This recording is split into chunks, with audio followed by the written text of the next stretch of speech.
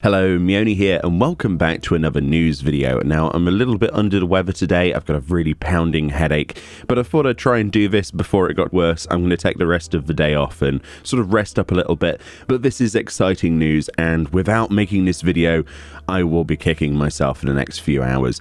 So this is essentially an update video for 5.1, or at least 5.15, which is the patch that should be coming out on the 10th of December, so next week, in exactly 5 days from today, because today is the 5th of December. Now, that's not set in stone and that's not been confirmed, but it makes sense if you think about it, because that would make it next Tuesday, and patches are usually on a Tuesday like this. So, I don't know, it's a good guess that it'll be the 10th. If it's not the 10th, I'll be quite surprised. But anyway, apart from that, the actual facts that we do have. So the special site for patch 5.1 got updated with 5.15 goodies. Now, to find these goodies, you have to actually scroll down on the special site to see what's new, or you can click on this context menu to the right where there's these little green balls which tell you that area has been updated. So the first part then is all about the Blue Mage update. So if you don't know about this, essentially they're getting a level 60 cap in this minor patch,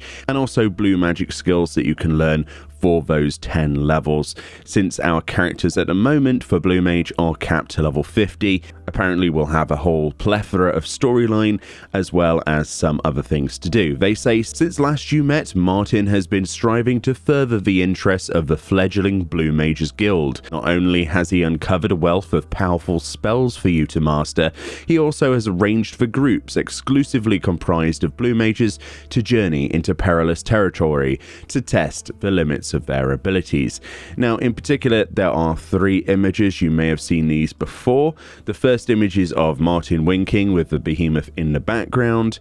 Then we also have the Blue Mage log. This is the first picture we've actually had of this. Essentially, what people were thinking, including myself, that it was going to be like a challenge log, and you would basically have like complete this within set time limit, etc. Well, it is a bit like that, but it's more like a duty finder window than anything else. As you can see here, you can queue up for some incredibly exciting challenges.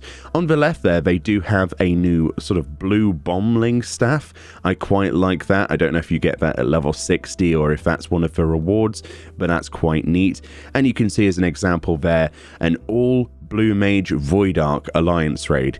That's actually quite exciting. It says 3 parties of 8 players and an average item level of 175. So that's a normal Alliance raid version of Void Arc scaled to 175, so it's synced to that with nothing but Blue Mages. So that's actually quite exciting. A lot of people were a bit afraid of the sort of content that we would see. That actually does sound quite fun.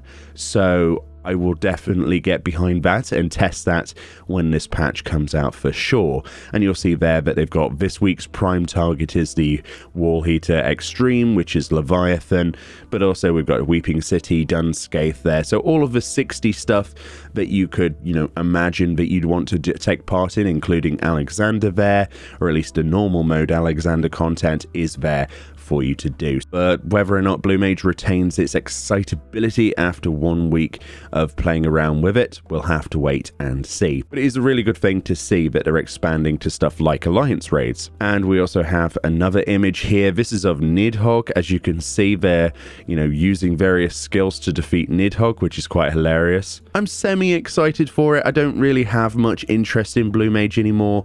It sort of tapered off for me. I was excited for it. I don't know. We'll see. I will definitely binge into it. I will get the new skills. I will get the next 10 levels. And I would love to take part in the Blue Mage log. But past that, is there enough to keep me going? Not sure at this point. So the other thing in patch is Onsal Hakaya, which is the Danshig Nardam, which I've probably butchered that entire name, and I'm not going to research at this particular time how to properly pronounce that, so you'll have to forgive me.